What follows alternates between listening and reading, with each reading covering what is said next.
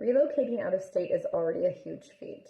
Some of the biggest questions I get are around how to handle the logistics of selling a home in the state they're leaving and buying a home in the state that they're moving to. In my case, Idaho. There are three main ways I've seen this done that each pose their own pros and cons, and so I'd like to just go over some of those and you can see which one makes the most sense for you. The first way I see this being done is buying a house first and selling later. So this means you'd have to qualify to be able to purchase that home without selling the home that you are selling in the other state. There's a few different ways this is done.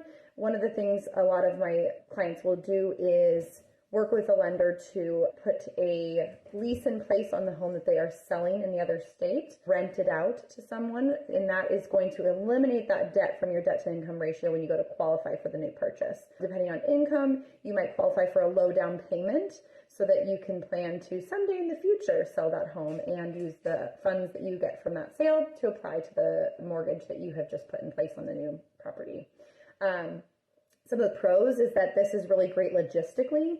It means you can move out of your home in another state and move right into your home here in Idaho. You don't have to worry about living in a home while you're trying to sell it and keeping the house looking nice. There's a lot of pros kind of in that logistical world. In the moving, you're moving directly into the house. There's no keeping it in storage or anything in between. It can be really seamless. But it also means that you could be stuck with two mortgages for a period of time. That's definitely a con for some folks. And given that our market is kind of in a funny place, that might mean that you're carrying those costs for a while and that you're trying to figure out how long that might be. So that's kind of the big con for that one.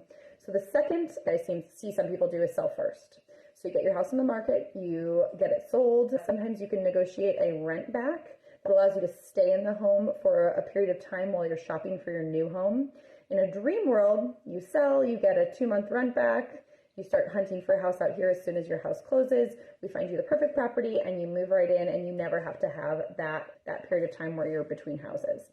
But it doesn't always work that way. But this can be a great option logistically and financially. If it doesn't work out timing-wise, that your house sells quickly and you're not able to find the right property, like if you're looking for a unique property that is not as common, this can be a tough strategy. If this doesn't work out perfectly, sometimes it might mean you have to live in a short-term rental for a bit. So the logistical negatives for this is that you might have to put your things in storage and live in a short-term rental or stay with family members or find some type of intermediary place to live. But that's another great option that a lot of my clients will use.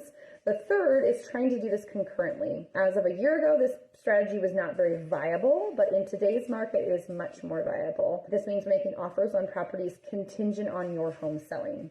Usually the most ideal situation is that your home is either already on the market or you already are ready to put on the market as soon as you have an offer accepted. So your purchase is contingent on your sale, and we try to line up those sales as closely as possible. Logistically, it can be a little tricky, but it does work a good deal of the time. So those are kind of the three main ways that I see my clients logistically handling how do I sell and buy in a new state and making that all work.